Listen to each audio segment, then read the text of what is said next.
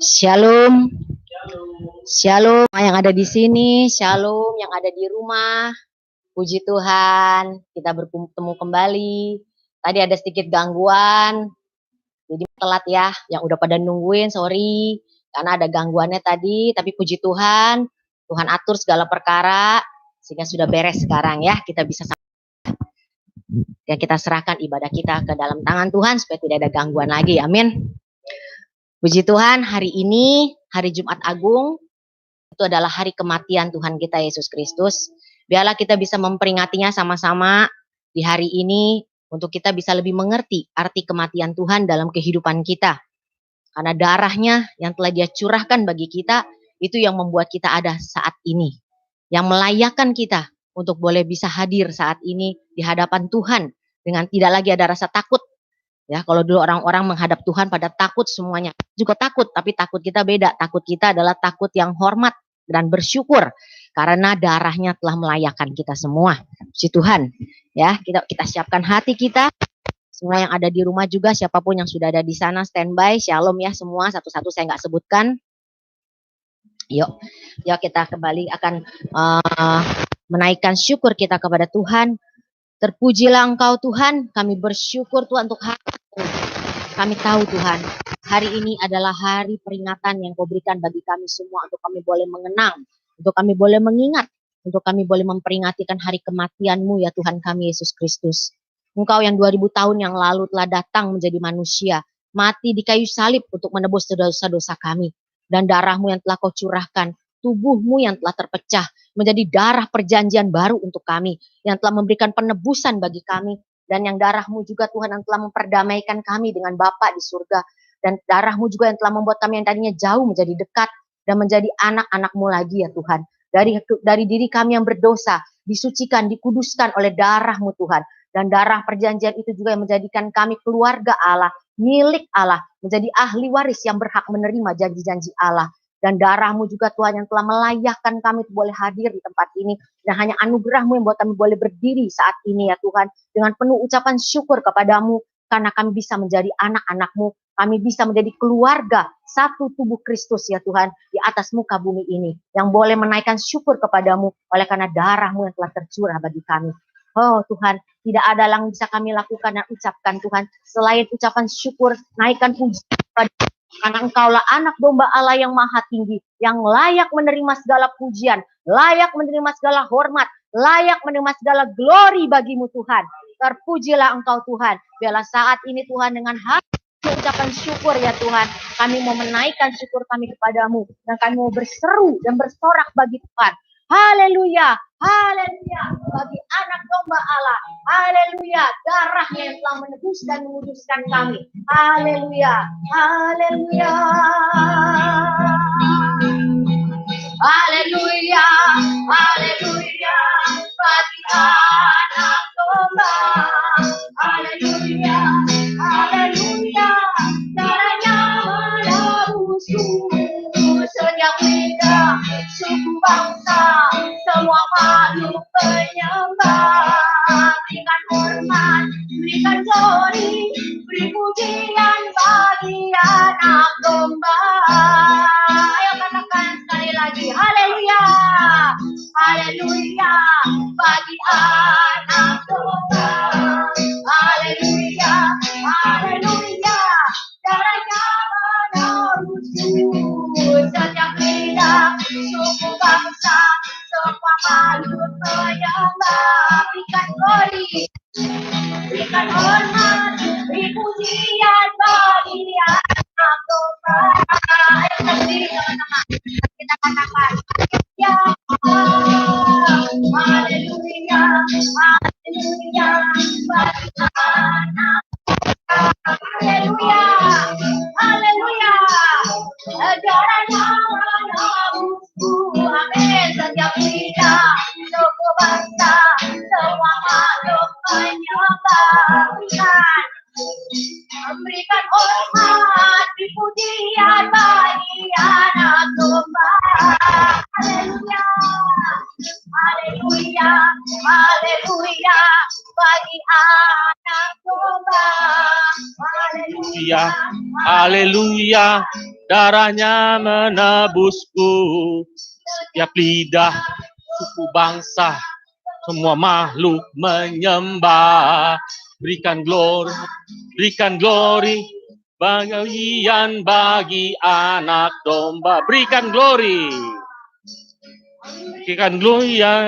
berikan hormat, beri pujian bagi anak domba. Haleluya, haleluya. Terpujilah namamu Allah Bapa yang Kudus Tuhan, Allah yang kami kenal di dalam nama Yesus Kristus. Pada saat ini Bapa kami bersyukur, kami berglori, karena hari ini adalah hari di mana kami bukan hanya memperingati, tapi kami tahu Tuhan, karena salib-Mu itu adalah kasih karunia bagi kami. Bapa, pada saat ini kami kembali bersimpuh di hadapan-Mu. Kembali kami datang di hadapan-Mu ya Tuhan. Karena kami percaya Bapa, saat ini adalah saat yang terindah bagi kami. Untuk bersama-sama menaikkan pujian. Untuk bersama-sama merenungkan kebenaran-Mu. Dan untuk bersama-sama menerima berkatan daripada Engkau. Kami nyatakan Tuhan dengan sehati bahwa Yesus Kristus tetap menjadi Tuhan, Tuan dan Raja. Yesus Kristus adalah Allah yang benar dan hidup yang kekal. Mari anak-anakku kita angkat dan arahkan hati kita untuk menerima berkat daripada ibadah. Di dalam nama Allah Bapa Putra dan Roh Kudus, nama Tuhan Yesus Kristus, kami menerima seluruh berkat, damai sejahtera dan sukacita yang datang dari Allah Bapa. Percaya dan menerima semuanya ini bersama-sama mengatakan amin. Haleluya. Puji Tuhan, oleh karena darah Yesus dan karena kesaksian kita, maka sudah dikalahkan dan kuasanya sudah dihancurkan. Ya, oke kita nyanyikan ini. Sekarang telah tiba keselamatan dan kuasa.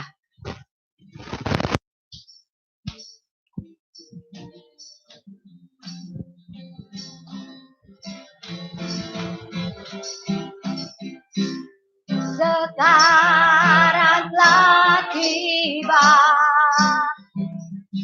keselamatan dan kuasa dan pemerintahan Allah kita, kuasa Dia yang diurapinya, karena telah dilemparkannya para pendakwa kita. Sekarang telah tiba keselamatan dan kuasa, keselamatan dan kuasa dan pemerintahan Allah kita, kuasa Dia yang diurapinya, karena telah dilemparkannya para pendakwa kita. Oleh darah hanya juga oleh kesaksian kita iblis kalahkan, kuasanya dihancurkan oleh darah anak domba, oleh darah anak domba, oleh kesaksian kita.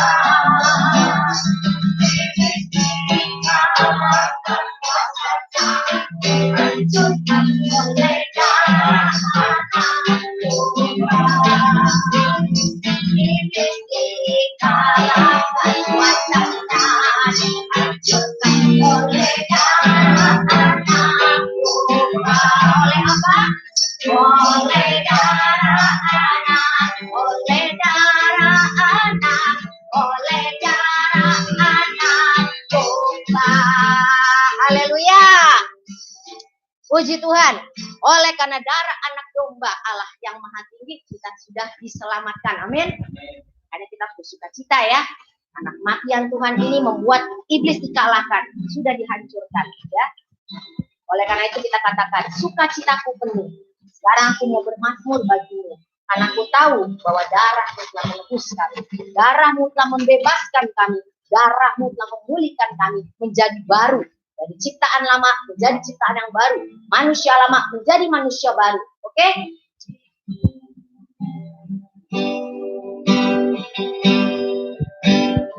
Sukacitaku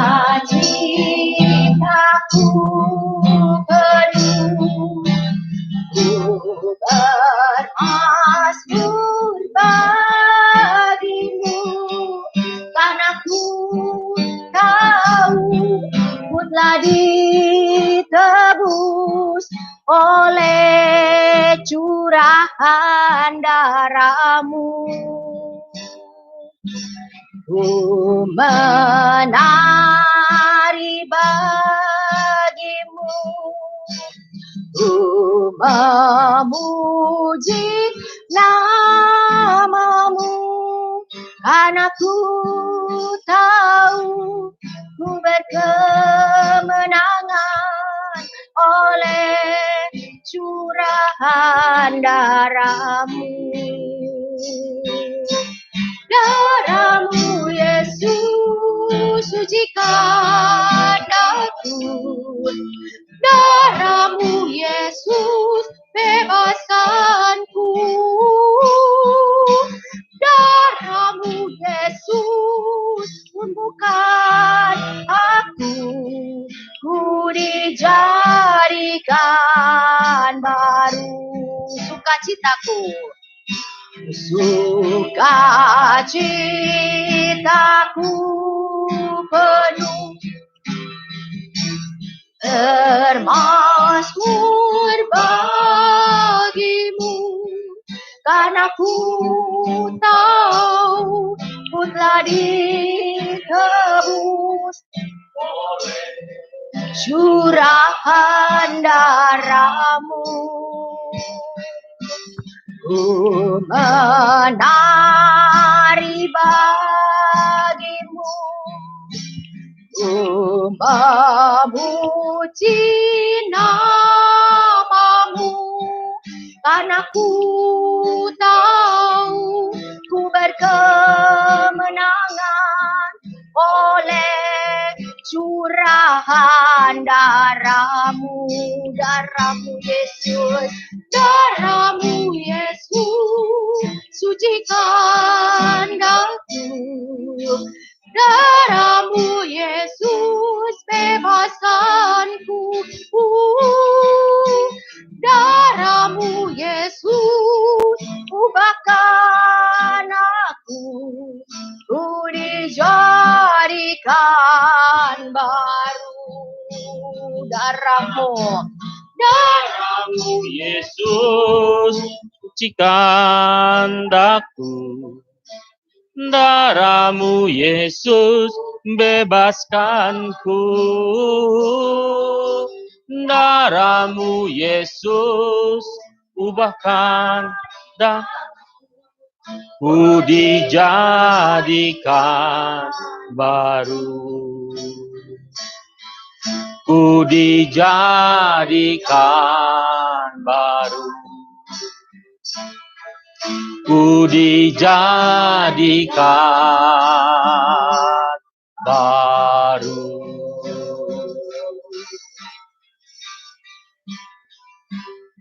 Haleluya, haleluya. Benar Tuhan. Sungguh suatu sukacita yang penuh, di mana kami boleh bersama-sama berkumpul. Kami boleh bersimpuh Tuhan. Kami tahu ini bukan satu kebetulan, karena segala sesuatu yang telah Kau rancangkan, dan kami percaya Engkau ada dan hadir bersama dengan kami. Dan kami percaya pula Engkau akan mencelikan mata hati dan telinga rohani kami. Baik itu kami yang ada di tempat ini, maupun mereka yang ada di rumah mereka masing-masing. Terima kasih Bapak, kami siap menerima kebenaran-Mu, berbicara dan beracara bagi setiap kami. Hanya di dalam nama Allah Bapa, Putra, dan Roh Kudus. Itu di dalam nama Tuhan Yesus Kristus, kita yang siap menerima kebenaran dan melakukannya bersama, mengatakan, amin. Shalom. Shalom buat yang di sini, maupun yang di rumah, bahkan sampai yang ada di Amerika. Ya. Pertama-tama, sekali lagi saya mengucapkan selamat berjumpa di dalam Vision of Siloam Ministry Channel. Ya, hari ini kita bersama-sama memperingati daripada Hari Raya Jumat Agung, atau di mana kita kembali mereview daripada pengorbanan Yesus Kristus di salib. Dan sebelumnya juga mau minta maaf, tadi ada sedikit gangguan internet, jadi kita tidak bisa langsung mengudara. Baik, saudara-saudara yang terkasih di dalam Tuhan Yesus Kristus, hari-hari ini kembali kita tetap ya menghadapi hal-hal yang begitu luar biasa ya. Kenapa luar biasa? Kembali saya ingin mengingatkan kita semua bahwa ternyata dulu, sekarang, saya nggak tahu selama-lamanya apa enggak. Kalau Yesus sih nggak apa-apa ya saudara-saudara ya. Dulu, sekarang, selama-lamanya nggak berubah. Itu Yesus kita, benar. Amin. Amin. Nah, tapi yang saya takutin adalah gereja Tuhan, atau mungkin lebih tepatnya mereka yang mengaku gereja Tuhan. Kenapa? Dulu waktu saya masih kecil, saya sekolah minggu, ya memang keluarga saya latar belakang tidak mengenal Yesus ya. Tapi karena saya disekolahkan di sekolah Kristen, maka saya diperkenalkan dengan Yesus. Apa yang saya mau bagikan? Pada waktu saya kecil, sekolah minggu sampai dengan saya remaja, hanya ada 3 peristiwa, ya. Tapi itu pun sebenarnya hanya 2 peristiwa yang menjadi satu fokus utama, khususnya untuk mereka yang menyebut, mereka yang mengaku sebagai anak-anak Tuhan atau gereja Tuhan. Yang pertama, udah tahu ya, apa? Peristiwa kelahiran, ya, Natal. Ya. Itu hampir seluruh dunia merayakannya, bahkan begitu bersukacita. Ya. Luar biasa, ada sorak-sorai di sana. Ya. Dan kita tahu bersama ya, setiap anak-anak Tuhan yang bisa bersorak-sorai, yaitu mereka yang mengerti apa arti sorak-sorai. Sebab sorak-sorai itu bukan berbicara kita mendapat hadiah, mendapat gift, tidak. Ya, tapi sorak-sorai ada sesuatu di sana. Ya, oke. Yang kedua, peristiwa yang kedua, yang senantiasa menjadi perhatian adalah peristiwa apa? Ya, telur. Peristiwa telur. Pasca. Ya, kalau sekarang ada lagi orang yang bilang menyebutnya apa? Passover. Ya, saya bilang mau nyebut apapun bolehlah ya. Artinya sini bukannya bolehlah bagaimana, tapi artinya adalah kita harus mengerti arti yang sebenarnya yang kita lakukan. Karena apa? Karena Tuhan kita tidak melihat luaran. Tuhan kita tidak memperhatikan sekedar hanya kata-kata, tapi Tuhan memperhatikan hati. Amin. Oke. 2.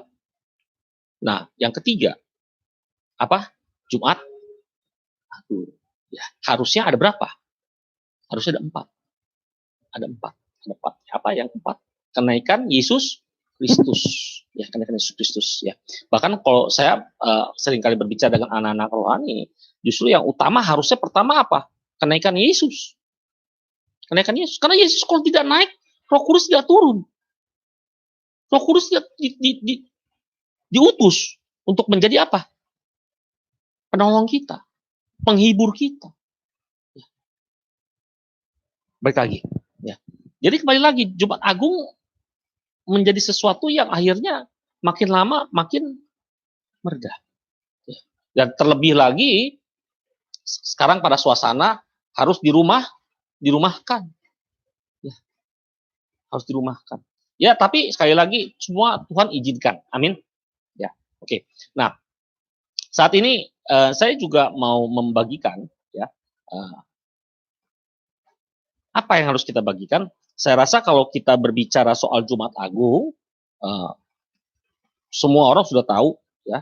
Jadi saya tidak akan membahas lagi tentang secara detail hari-hari Yesus mengalami kesusahannya seperti apa ya. Tapi saya akan mengajak Bapak Ibu saudara-saudari yang terkasih dalam Tuhan Yesus untuk sama-sama melihat apa kita mulai daripada satu malam atau satu hari sebelum daripada Yesus disalibkan. Ya. Itu pada malam dia ada di Getsemani. Mari kita buka sama-sama dalam Matius pasal yang ke-26. Ya. Kenapa saya membawa saudara-saudari sekalian satu hari sebelumnya? Karena banyak orang menyatakan bahwa keberadaan Yesus disalib waktu di Golgota itu adalah menjadi puncak penderitaannya. Justru saya bilang terbalik. Justru yang menjadi puncak pergumulan yang dihadapi Yesus adalah saat satu malam sebelum dia disalibkan. Yaitu pada saat dia berada di Getsemani. Ya. Dan sebelum itu kembali saya ingatkan bahwa tema perayaan atau peringatan kita hari ini adalah berbicara tentang salib adalah kasih karunia. Ya. Jadi, berbicara kasih karunia, udah beberapa kali saya mengatakan tentang kasih karunia. Saya tidak tahu apakah masih ingat, tapi saya akan ingatkan bahwa kasih karunia itu adalah satu kemampuan Allah. Ya, kemampuan Allah. Apa? Roh kuasa Allah. Atau apalagi kekuatan Allah. Yang apa? Yang diberikan kepada kita secara cuma-cuma sehingga menjadikan kita, ya, atau membuat kita seperti apa? Seperti Allah. Satu. Kemudian yang kedua, menghidupkan Allah di dalam hidup kita. Ya, itu sebabnya sebagai anak-anak Tuhan sangat perlu dan penting sekali kita mengerti kasih karunia dan mengerti pula caranya menggunakannya. Karena kasih karunia inilah yang akhirnya akan menghantar kita di dalam perjalanan hari-hari kita bersama Kristus. Ya, ingat bahwa berjalan bersama Kristus bukan berbicara tentang knowledge. Bukan berbicara tentang harga diri. Bukan. Tapi berjalan bersama Kristus berbicara bagaimana kita memiliki pengalaman hidup. Karena di dalam pengalaman hidup itulah kita membutuhkan kasih karunia Allah. Amin. Oke. Ya. Balik lagi, kita akan membaca dari Matius pasal yang ke-26.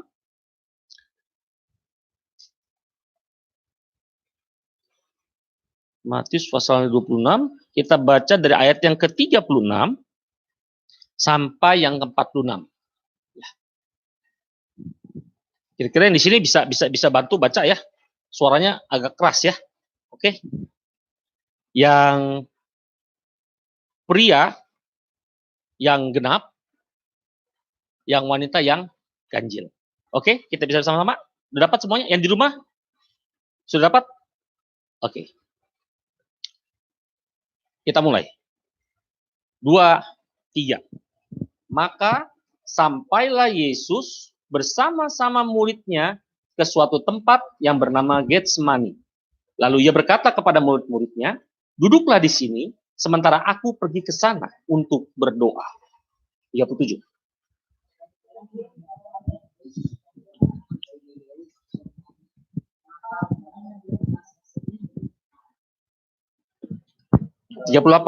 Lalu katanya kepada mereka, hatiku sangat sedih, seperti mau mati rasanya. Tinggallah di sini dan berjaga-jagalah dengan aku.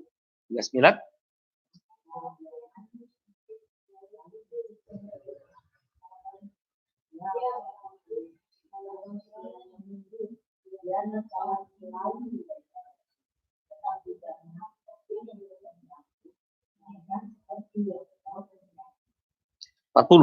Setelah itu, ia kembali kepada murid-muridnya dan mendapati mereka sedang tidur. Dan ia berkata kepada Petrus, tidakkah kamu sanggup berjaga-jaga 1 jam dengan aku?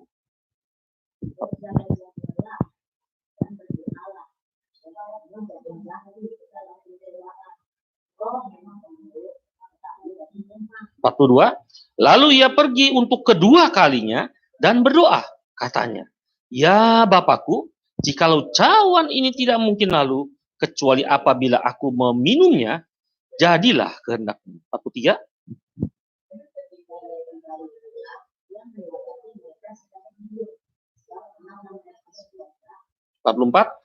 Ia membiarkan mereka di situ, lalu pergi dan berdoa untuk ketiga kalinya dan mengucapkan doa yang itu juga. 45.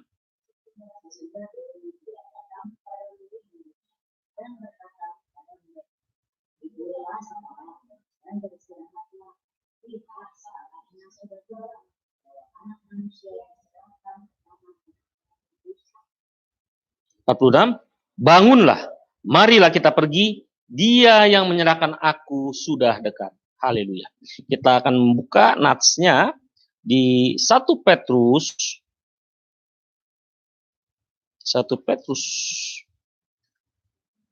pasal yang keempat.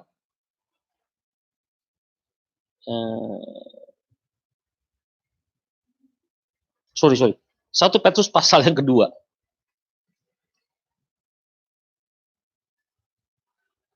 1 Petrus pasal yang kedua, ayat yang ke-24 dan yang ke-25.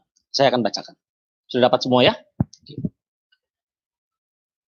Ia sendiri telah memikul dosa kita di dalam tubuhnya di kayu salib, supaya kita yang telah mati terhadap dosa, hidup untuk kebenaran. Oleh bilur-bilurnya, kamu, yaitu kita semua, telah sembuh. Sebab dahulu kita sesat seperti domba. Tetapi sekarang kita telah kembali kepada gembala dan pemelihara jiwa kita. Amin. Ya, kenapa saya digerakkan oleh Tuhan untuk kembali kita melihat satu hari, satu malam sebelum Yesus disalibkan. Saya kadang-kadang tadi, bahkan sampai tadi subuh, ya, saya terbangun sekitar jam 4, ya. Saya hanya golek-golek di ranjang sambil berdoa, tanya Tuhan, kenapa sampai tadi malam cuma dapat beberapa poin aja. Akhirnya Tuhan kasih lihat, ini loh. Kan sudah pernah nih Tuhan, khususnya buat semua jemaat anak-anak rohani di Vision of Siloam, saya sudah pernah bahas ini Tuhan. Tuhan bilang apa? Bukan itu yang aku mau. Baca sekali. Karena pada saya baca lagi, saya mendapatkan sesuatu yang baru. Dan yang baru itu apa? Yang ini yang sedang terjadi dan sedang kita alami. Apa? Penggenapan nubuatan Allah. Kenapa? Karena ternyata harus Tuhan sambungin. Sambungin apa? Tadi malam, ya, saya bersama mantan pacar saya, ya. Kita mendengarkan sama-sama argumen-argumen yang terjadi, yang ramai belakangan ini. Ya, saya tidak mau membahas soal argumen itu, saya tidak mau membahas tentang materi argumen itu yang dilakukan oleh para hamba-hamba Tuhan, tidak. Ya. Tetapi yang saya ingin coba sama-sama kita lihat adalah bahwa nubuatan itu benar. Apa? Pada saat dikatakan bangsa akan bangkit melawan bangsa, ya, itu bukan berbicara bangsa antara suku bangsa A, suku bangsa B, suku bangsa C, tidak. Tapi bangsa bangkit melawan bangsa, bangsa di sini berbicara tentang apa? Seorang pemimpin. Seseorang pada saat menyatakan perang, pada saat seorang menyatakan hari kita menyerbu, pasti ada pemimpin. Ya. Dan ini yang terjadi. Apa? Banyak para pemimpin-pemimpin saling menyerang satu dengan yang lain. Saya tidak mengerti. Dan saya pun tidak perlu mengerti. Ya, artinya apa? Kita semua tidak perlu mengerti. Yang perlu kita perhatikan adalah inilah penggenapan daripada firman Allah. Jadi sekali lagi saya ingin mengingatkan kepada kita semua, ya, semua apa yang kita dengar, baik itu mereka nubuatan atau apapun, jangan kita coba-coba koreksi soal nubuatannya. Oh, ini nubuatan dari Tuhan. Oh, yang itu lalu kamu dapatnya itu bukan dari Tuhan, dari iblis. Tidak perlu kita persoalkan. Ya. Kenapa? Karena setiap anak-anak Tuhan yang menjalani bagiannya, pasti dia memiliki apa? Pengertian. Ya, karena Yesus Kristus datang mengaruniakan pengertian. Jadi kalau kita sebagai seorang anak melakukan apa yang menjadi bagian kita, of course ada pengertian. Amin. Nah, jadi ya karena sampai kemarin 2 hari yang lalu apa ya, saya juga dikasih tahu, Pak Firman ada kenal nggak nama pendeta? Kenapa? Coba deh dengerin. Ya kebetulan ada yang kirimin juga ya videonya. Jadi akhirnya saya coba dengar ya di depan awalnya. Dan saya ucap syukur ya. Kenapa? Saya tidak perlu mendengar sampai selesai ya. Karena pada waktu awal mendengar ya sudah saya dapat. Apa yang dikatakan? Dia katakan bahwa peristiwa terjadinya corona, peristiwa terjadinya wabah yang mulai dari Wuhan atau apapun ya, itu didapat kemungkinan bukan dari Tuhan. Itu bukan nubuatan Tuhan. Nah, jadi akhirnya saya ingatkan kepada yang bertanya pada saya. Ingat, saya bilang, dari dulu kita sudah mendengar nubuatan-nubuatan. Bukan hak kita untuk mengoreksi, bukan hak kita untuk meneliti apakah itu nubuatan dari Tuhan atau tidak. Kenapa? Karena tugas kita adalah untuk apa? Berdiam diri. Apa? Mendengar dan melihat. Jadi kalau nubuatan itu benar dari Tuhan, pasti terjadi. Tapi jika nubuatan itu bukan dari Tuhan, atau Tuhan tidak izinkan, tidak akan terjadi. Nah itu yang saya katakan apa? Lu buatan. Lu mah buat-buat. Banyak-banyak. Ya. Bahkan itu juga dilakukan oleh, dalam tanda petik, hamba-hamba Tuhan yang luar biasa di dunia ini. Ya, yang bilang tahun 2010 ada zaman anugerah selesai, terus ada lagi yang bilang tahun 2012, itu banyak ya. Tapi sekali lagi saya katakan apa? Bukan hak kita. Yang menjadi hak kita adalah bagaimana kita meresponi, mempersiapkan diri kita. Ya. Jadi sekali lagi tentang nubuatan corona atau apapun, itu masalahnya adalah telah terjadi dan Tuhan izinkan. Jadi bagaimana kita mempersiapkan diri untuk memasuki masa-masa itu. Dan itulah yang terjadi oleh siapa? Oleh Yesus Kristus di Getsemani ini. Kenapa? Satu, banyak orang bilang, apa? Jangan baper. Yesus tuh baper nggak? Baper. Kenapa? Kita lihat. Justru pada saat di Getsemani inilah dia menunjukkan. Cuman bedanya Yesus sama kita apa? Yesus langsung bisa move on, ya, langsung bisa move on. Kenapa? Kenapa perlu baper? Ya, karena perasaan takut, perasaan gentar, khawatir, bahkan kadang-kadang muncul rasa kesal, geram, itu perlu dan tidak bisa dihilangkan. Ya. Jadi Yesus punya nggak perasaan-perasaan seperti itu? Punya. Ya, jangan pikir Yesus nggak punya. Ya, kita lihat banyak peristiwa-peristiwa yang menunjukkan Yesus langsung tergerak hatinya. Langsung apa? Menunjukkan kebaperannya. Cuman sekali lagi selalu terkendali. Dia tidak terbawa arus. Ya. Amin. Oke, kita lihat sekarang. Ya. Getsemani. Kenapa harus Getsemani? Ya. Saya tidak juga berbicara tentang arti ya. Kita telisik kata demi kata arti Getsemani, tidak. Tapi satu yang kita perlu ketahui, Getsemani itu berbicara tentang suatu tempat.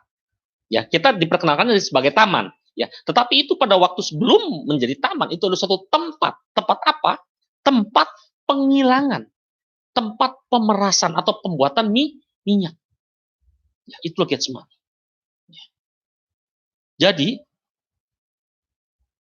bukan satu kebetulan Yesus datang ke sana, berdoa, dan apa? Perasaannya seperti diperas-peras. Ya. Kira-kira kalau kita ngelihat anggur atau apapun yang diperas, diambil air atau minyaknya, ya, terus kita seperti itu diperas hati kita, perasaan kita, enak nggak? Enggak. Nah itu sebabnya waktu yang lalu, pada waktu saya khusus mengupas tentang Getsemani, ya, saya katakan, dan sekarang saya ingatkan kembali, apa? Puncak penderitaan Yesus bukan di salib, tetapi Getsemani. Ya, Getsemani. Jadi kita tahu Getsemani ada tempat penghilangan, ya, tempat pemerasan minyak. Jadi bukan satu kebetulan, bukan. Ya. Kemudian kita lihat lagi, ada beberapa poin di dalam Taman Getsemani ini yang akan coba kita kupas. Ya. Kedua, ya, berbicara tentang perasaan takut, perasaan gentar. Hari-hari sekarang dengan mewabahnya COVID-19, siapa orang yang tidak punya perasaan takut dan gentar? Pergi berjalan. Mungkin ada yang bilang, saya berani. Tapi pada saat dia dites dengan tembakan saja, kadang-kadang di sini bolak-balik ya, ditembakin dulu, kadang-kadang terus sampai terakhir saya bilang sama security, aduh aku rela dari tembak. Dia ketawa security-nya. Jadi kalau saudara-saudara bilang berani, terus berjalan, terus ditembak, pas ditembak, terus dia bilang, Pak, Bu, atau saudara, saudari, ini ternyata suhunya 37,5, 38. Apa reaksi kalian? Syok nggak? Kaget nggak? Kenapa? Karena minimum temperatur yang menyebabkan seorang di karantina, minimum berapa? Ya, 38. Atau bahkan ada beberapa yang bilang 37,5 itu udah batas maksimum orang normal. Ya. Jadi kalau kita pasti tembak, Pak, Bu, 38. 38,5. Naik lagi gitu. Siap nggak? Diisolasi. Siap nggak? Di karantina. Ya. Jadi perasaan takut dan gentar itu adalah suatu perasaan yang sangat-sangat manusiawi. Ya.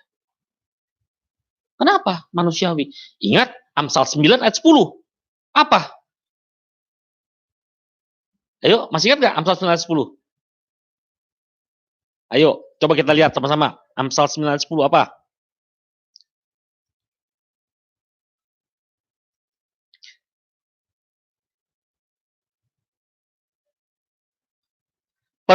Udah dapat ya? Oke, saya bacakan ya.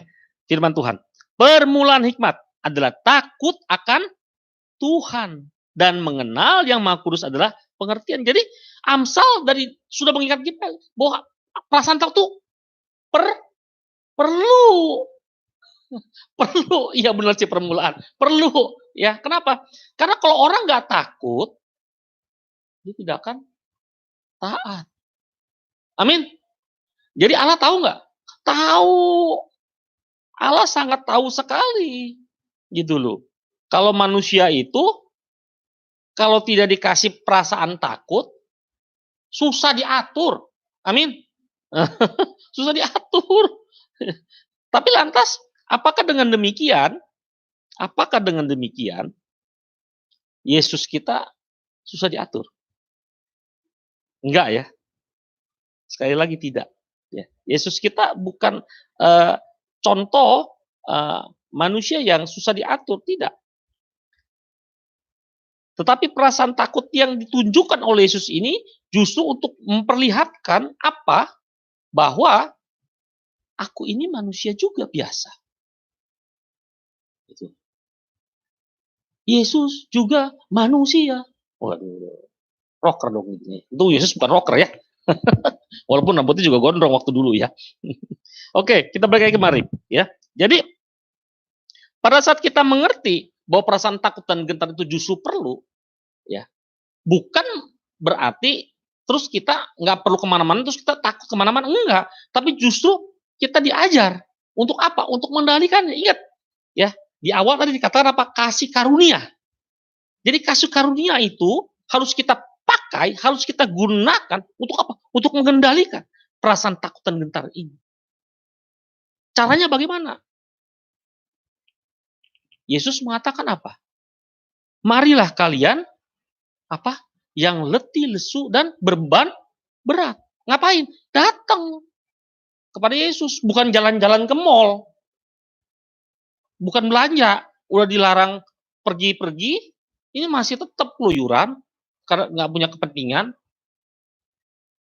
Bukan itu. Datang kepadaku. Apa? Karena ada padaku kelepasan, kelegaan. Nah, ini yang Yesus mau. Jadi perasaan takut dan gentar, it's okay. It's normal.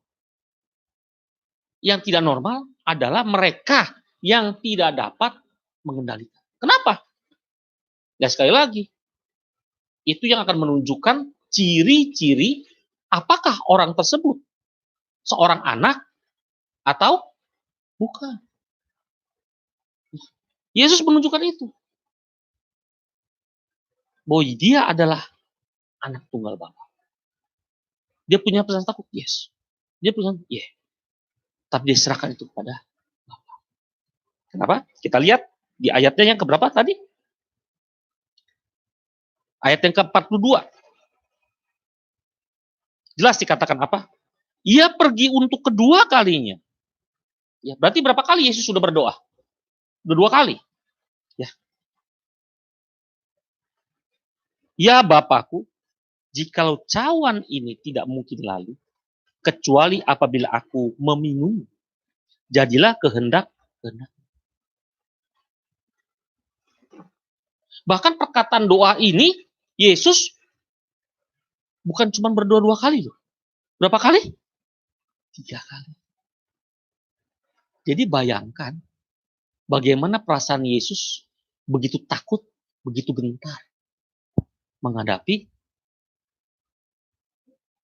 puncak daripada misinya dia. Misinya Bapak. Misinya Bapak. Jadi dia mengerti betul apa yang harus dialami. Kemudian setelah Getsemani kita mengerti, dan bukan satu kebetulan Yesus ada di sana. Kemudian kedua berbicara tentang takut dan gentar, ya juga itu adalah satu hal yang normal, ya hanya bagaimana kita mengendalikannya itu yang harus diperhatikan. Kemudian yang ketiga, dan ini menjadi hal yang penting sebenarnya, apa? Tentang berjaga-jaga. Ya. Untuk apa Yesus mengajak murid-muridnya 12 orang datang pergi ke Getsemani? Biasanya nih, ya. Kalau kita lagi baper, ya, kita lagi sedih, biasanya pertama yang kita lakukan biasanya ngapain? Menyendiri, ya. Biasanya begitu kan yang dilakukan orang ya, menyendiri. Ya. Masuk ke kamar atau dia pergi jalan sendiri cari tempat yang sunyi, sepi, merenung, betul nggak? Ya. Itu yang biasa. Yang kedua yang biasa apa? Dia curhat.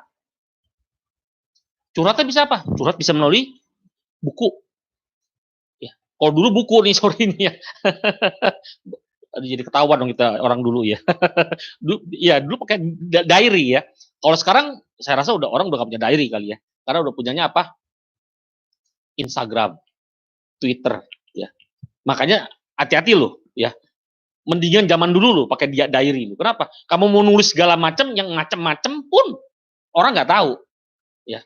Tapi pada saat kamu curhat tentang masalah-masalah kamu pribadi, kamu curhatnya di aplikasi medsos, baik itu Instagram, baik itu Twitter, Facebook, apalagi WA, itu dibaca nggak sama orang? Ya, kalau WA sih masih oke lah ya, mungkin WA hanya orang-orang tertentu ya yang bisa membacanya. Tapi kalau udah Facebook, Instagram, Twitter, banyak yang bermasalah. Kena undang-undang ITE, ya, jadi hati-hati. Ya. Ya.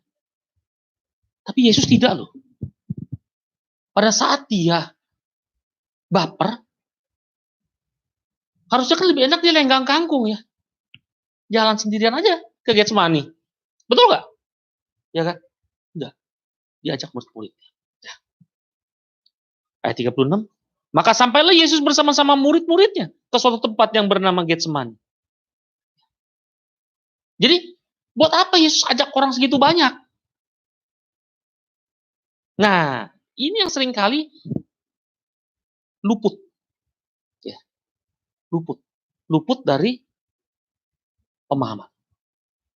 Karena ternyata Yesus ingin mengajarkan kita semua bahwa dalam kesatuan tubuh Kristus, dari yang terkecil yaitu keluarga, dibutuhkan apa?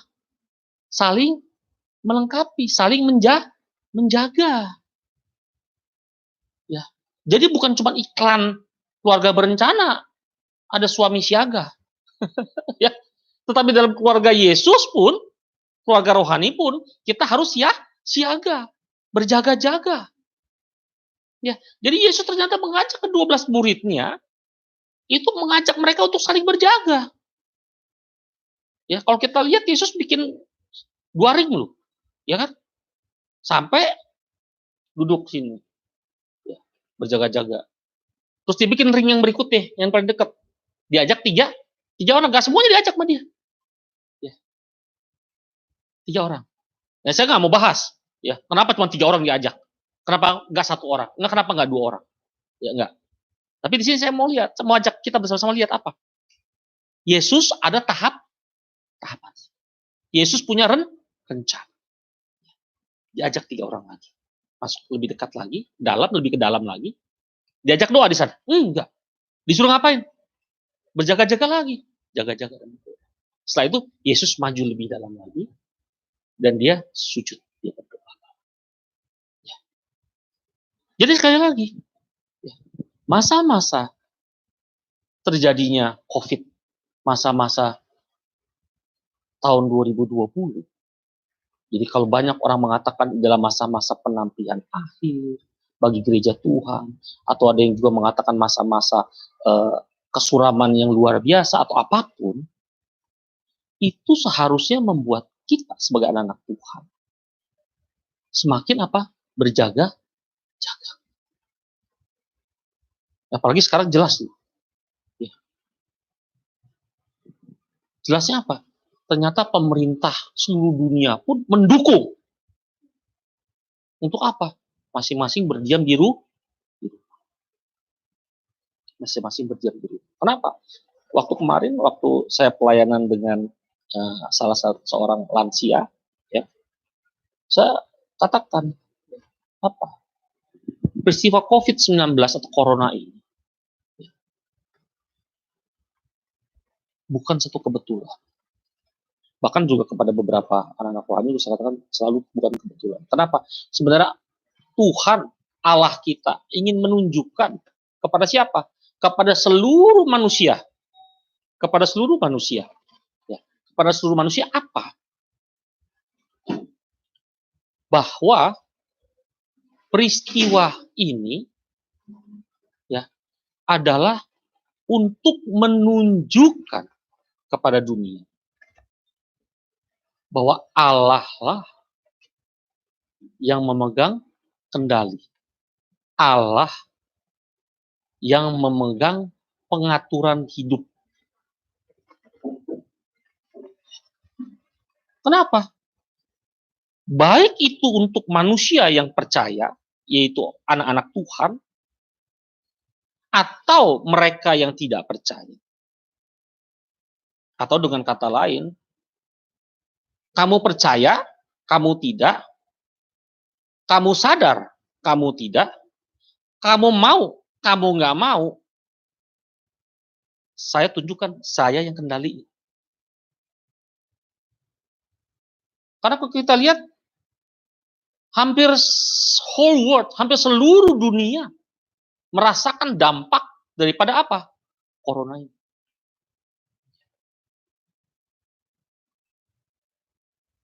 Jadi ini satu bukan lagi tanda.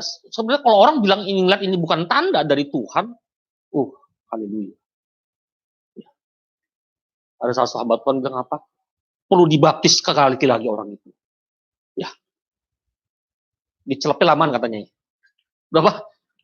15 menit kan. Saya bilang enakan dong 15 menit. Iya kan? Karena pas nongol langsung di rumah bapak. Iya, saya juga mau kalau gitu mah langsung ke rumah bapak. Ya, kalau saya emang enggak. Ya, perlu dibaptis lagi. Apa? Siram aja guyur. Biur udah. Iya dong. Baptis jangan dicelep, jangan guyur, biur udah. Kalau dicelep lama 15 menit ya langsung ke rumah bapak. Kitanya ketinggalan ntar. Oke, kita balik lagi.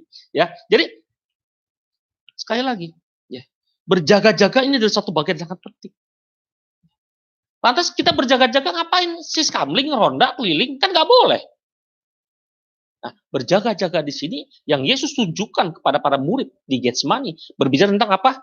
Duduk, berdiam, dan berdoa. Ini yang kita harus lakukan. Ini yang harus kita lakukan. Makanya nggak heran. Kenapa corona sulit dikendalikan? Karena terlalu banyak manusia yang kakinya kayak Hermes. Tahu Hermes ya?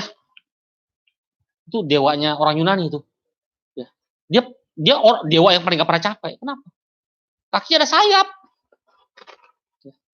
Cukup begini langsung terbang. Ke tempat sini, ke tempat sono. Sama. Manusia zaman sekarang tuh begitu. Aduh panas. Ke mall. Seharian di mall. Apa? Karena di mall ada internet. Ada kopi apa?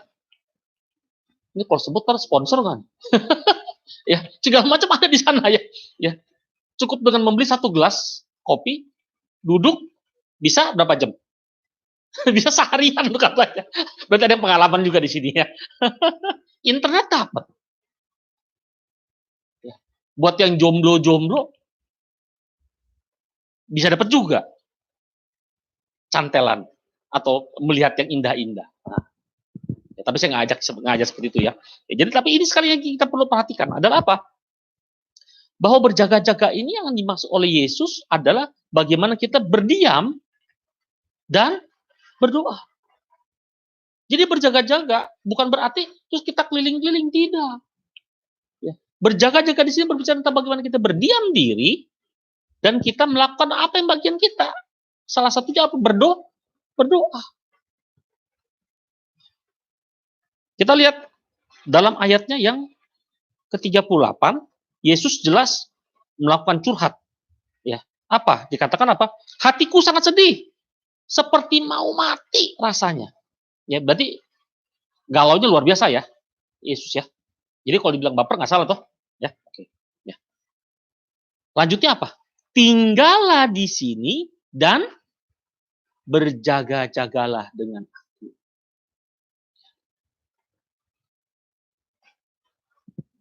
Setelah itu, Yesus berdoa seorang diri. Selesai dia berdoa, dia balik, dia lihat. Apa yang terjadi? Dia temui murid-muridnya sedang apa? Tidur. Nah, itu sebabnya juga saya bilang hati-hati. Ya. Tidur memang adalah suatu posisi nyaman. Ya. Tetapi hati-hati. Duduk pun, jikalau kita tidak mengerti apa itu berjaga, maka duduk pun akan membawa kita kepada zona nyaman. Itu sebabnya pada waktu di awal corona mulai mewabah, kemudian mulai banyak dalam tanda petik hamba-hamba dan gereja-gereja Tuhan mendorong jemaat untuk membaca Mazmur 91, saya selalu ingatkan, ingat ya, apa? Bukan masalah Mazmur 91-nya. Bukan masalah harus berdoa bukan. Tapi masalahnya mengerti tidak. Kenapa? Karena Mazmur 91 ayat 1 berkatakan apa? Ayat yang pertama, orang yang duduk, bukan orang yang tidur. Bukan orang yang berbaring, orang yang duduk. Artinya apa? Berdiam dan berjaga-jaga, berdoa.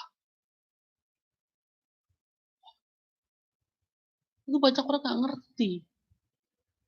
Itu baru duduknya doang loh. Belum lagi dilanjutkan kalimatnya apa? Orang yang duduk dalam lindungan.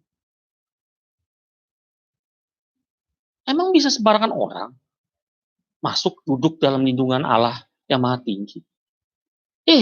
Bisa-bisa Yesus ngomong sama saya, emang gue apaan? Enggak, ya, enggak bisa sembarangan. Nah, itu sebabnya kenapa Yesus di peristiwa Getsemani ini mengajak murid-muridnya. Bukan 12 ya, 11. Diajak 12, tapi yang satu terus ngacir kan keluar. Ya, ngacir keluar. Dia punya urusan sendiri, bisnis sendiri. Ya, tujuannya itu untuk mengingatkan bahwa berjaga-jaga selama kita hidup di dunia, selama kita berjalan bersama Kristus, itu sangat amat penting. Kemudian ayat yang keberapa lagi? Ayat yang ke-40. Ya. Bagian B, dan ia berkata kepada Petrus, "Tidakkah kamu sanggup berjaga-jaga 1 jam dengan aku?" Ya. Mungkin nada bicara Yesus mungkin mulai agak sedikit ini kali ya. Gemes ya. Agak gemes ya. Kenapa? Karena Yesus juga punya perasaan loh. Jangan bilang Yesus tuh cool. Ya, orang cool tuh punya perasaan. Kenapa? Kalau dia nggak punya perasaan nggak mungkin cool. Ya, betul nggak? Amin nggak? Ya, nah, jadi ini Yesus bilang, ya, tidak sanggupkah kamu saja? Katanya apa? Yes, Petrus pun ketiduran ternyata. Gitu. Ya. Nah, itu sebabnya saya bilang itu. Ya. Saya lagi berdoa. Ya. Baca buku Grace. Ya. Tungguin kok nggak kelar-kelar. Udah kusuk sekali nih. Anakku Tuhan membaca buku Grace. Pasti samperin, dia tidur, bukunya begini, ini begini. Bukan itu yang Tuhan mau. Bukan itu Yesus ajarin. Baca buku Grace, ketiduran, amin, selesai. Bukan. Ya. Tapi bagaimana kita mulai melatih. Itu sebabnya gak salah Paulus katakan. Ya. Roh penurut, tapi daging lemah. Oleh karena itu, latih dirimu dan kuasailah dalam segala hal. Ya. Kalau nggak dilatih nggak bisa. Harus dilatih. Tetapi nggak usah takut. Karena dalam latihan yang kita lakukan itu Tuhan telah menyediakan seluruh perlengkapannya. Ada apa? Ada kasih karunia. Jangan lupa itu. Oke, kemudian ayat yang keberapa lagi? Ayat yang ke-40, 41 pun dikatakan berjaga-jagalah dan berdoalah supaya kamu jangan jatuh ke dalam pencobaan. Jadi ini sangat penting saudara-saudaraku yang kasih. Jangan anggap dan terlebih lagi kita mengabaikan. Karena pada saat kita tidak memperhatikan apa yang Tuhan katakan, maka itu berarti kita mengabaikan seluruh pernyataan-pernyataan Dia. Ya, hati-hati. Karena sekali lagi, bukan berbicara setiap kesempatan, tidak. Ya, seperti murid Yesus, dia melewati kesempatan di Getsemani ini, bukan berarti dia tidak mendapat kesempatan lagi. Tetap mereka mendapat kesempatan. Kenapa? Dalam setiap waktu yang masih terbuka bagi anak-anak Tuhan, di situ selalu ada kesempatan yang Allah atau Tuhan sediakan. Sebab kesempatan itu mengajar kita bukan untuk lebih pinter, tidak, tapi kesempatan itu mengajar kita untuk dapat hidup lebih dalam, lebih dekat, lebih mengerti.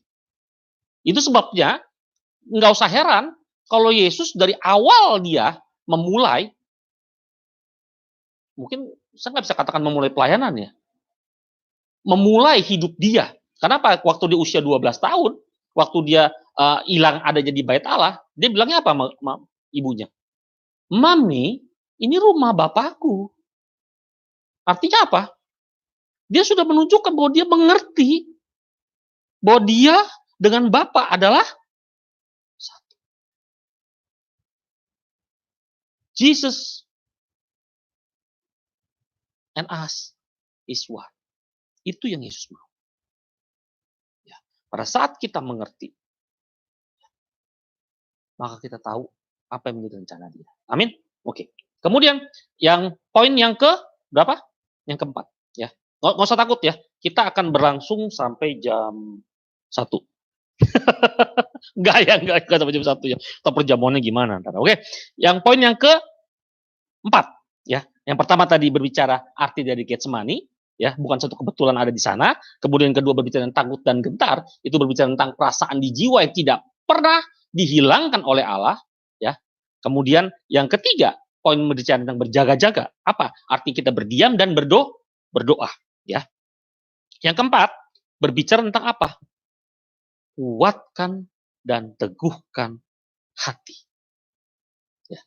Benar, di dalam peristiwa Getsemani ini Yesus tidak bilang sama murid-muridnya, "Hei Petrus, kuatkan dan teguhkan hatimu." Tidak, dia tidak ngomong demikian. Ya. Tidak seperti halnya di perjanjian lama, pada waktu Allah mengingatkan siapa? Yosua. Ya. Itu pun Allah 3 kali loh ingetin Yosua. Ya. Kuatkan dan teguhkan. Kuatkan dan teguhkan. Masih belum juga sampai yang ketiga Allah bilang apa? Bukankah sudah kuperintahkan kuatkan dan teguhkan hati? Nah, lantas di Getsemani ini kapan peristiwa menguatkan dan meneguhkan hati? Itu terjadi pada diri Yesus. Itu pada ayat yang keberapa? Ayat 42. Ini jelas dikatakan, "Ya Bapak, jikalau cawan ini tidak mungkin lalu, kecuali apabila aku meminumnya, jadilah kehendak-Mu." Kenapa? Dia doa, "Bapak kalau boleh cawan ini lalu." Dia lihat. Aduh, dia tidur. "Woi, bangun dong." Dia doa lagi. Dia lihat lagi. Tidur lagi. Hati dia dikuatkan nggak melihat murid-muridnya? Tidur. Bukan berdoa. Enggak loh. Jadi ini menjadi satu konfirmasi perintah Allah kepada Yosua. Itu bukan berlaku sama Yosua, tapi berlaku pada kita. Bahwa masalah menguatkan dan meneguhkan hati bukan urusan Tuhan. Urusan siapa? Urusan kita. Itu adalah respon awal kita. Karena pada saat kita tahu bagaimana harus menguatkan dan meneguhkan hati, itulah awal kita berjalan di dalam iman. Itulah pelaku firman yang sebenarnya. Kuatkan dan teguhkan. Yesus melakukan, Yesus melakukan itu.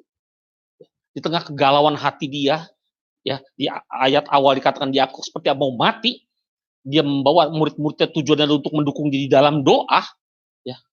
Tapi kenyataannya apa? Tidak. Mereka tidak mendukung. Jadi gimana? Ya ini. Kuatkan dan teguhkan hatimu. Itu bagian kita, bagian Yesus. Makanya dia bilang apa? Ya udah deh Bapak. Kalau memang aku harus minum cawan ini, aku minum. Karena itu adalah kehendak. Itu adalah kehendak. Masalahnya, berapa banyak orang yang menyatakan diri sebagai hamba? Berapa banyak orang yang menyatakan diri sebagai gereja Tuhan? Berapa banyak orang yang menyatakan diri sebagai anak-anak Allah? Sudah menguatkan dan meneguhkan hati untuk berjalan bersama Kristus. Dan di dalam rencananya, dan dengan caranya.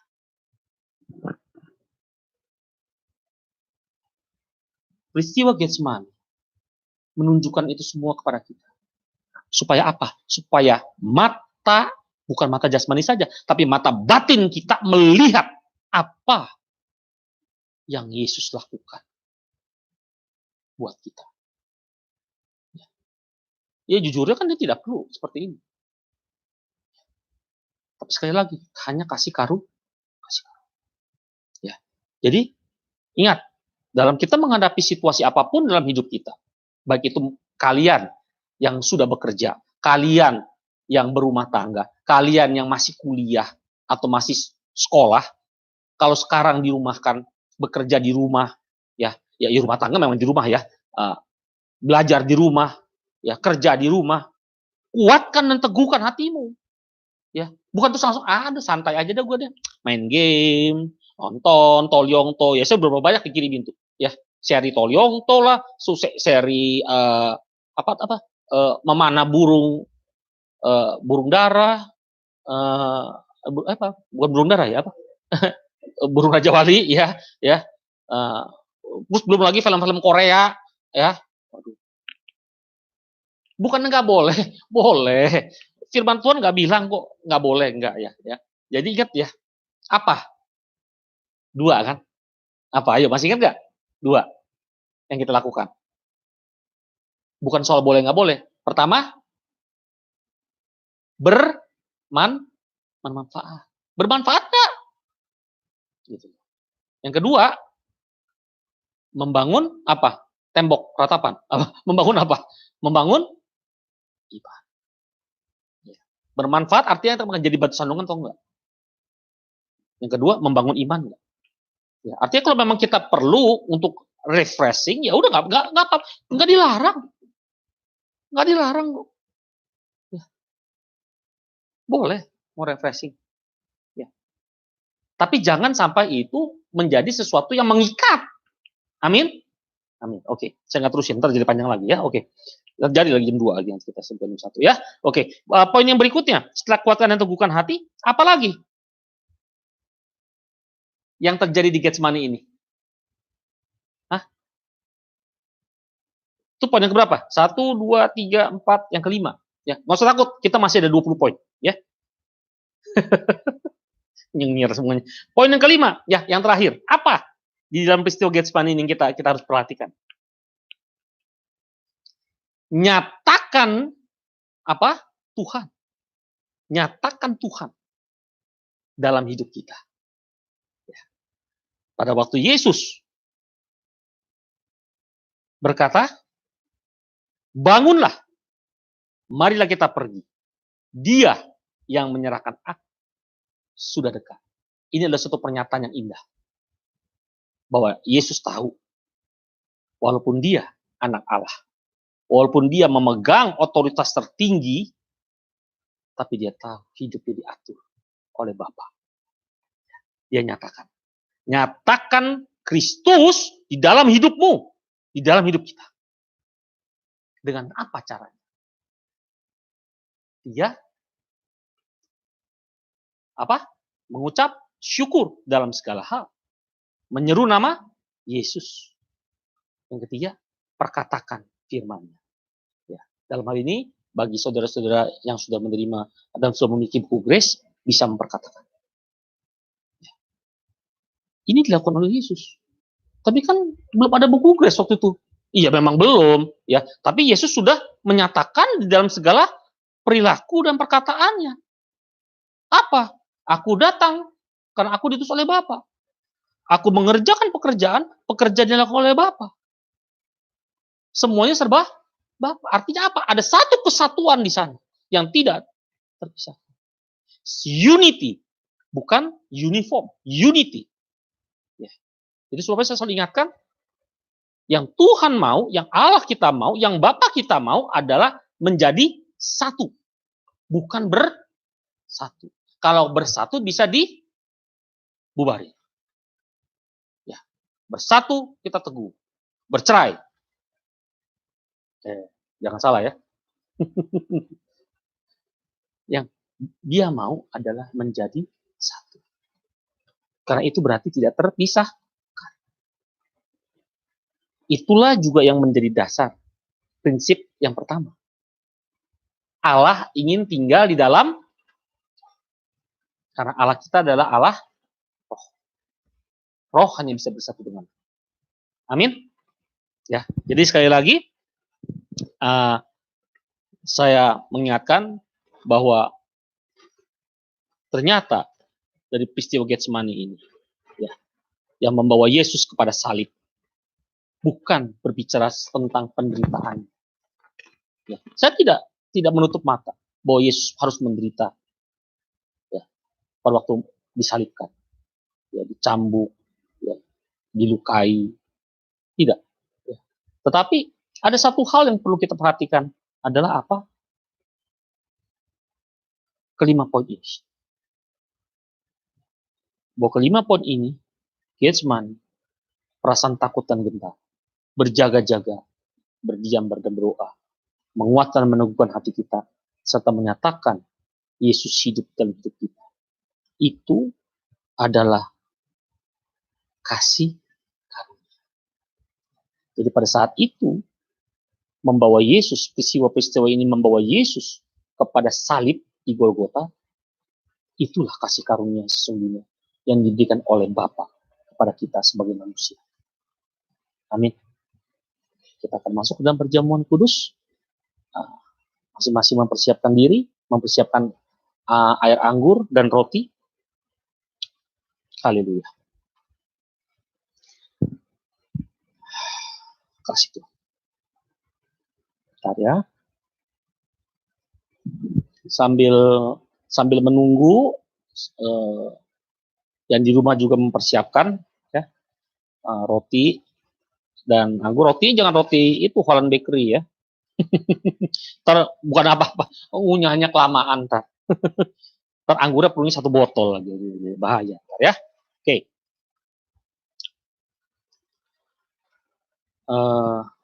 Saya juga sudah kirimkan teks lagu ya.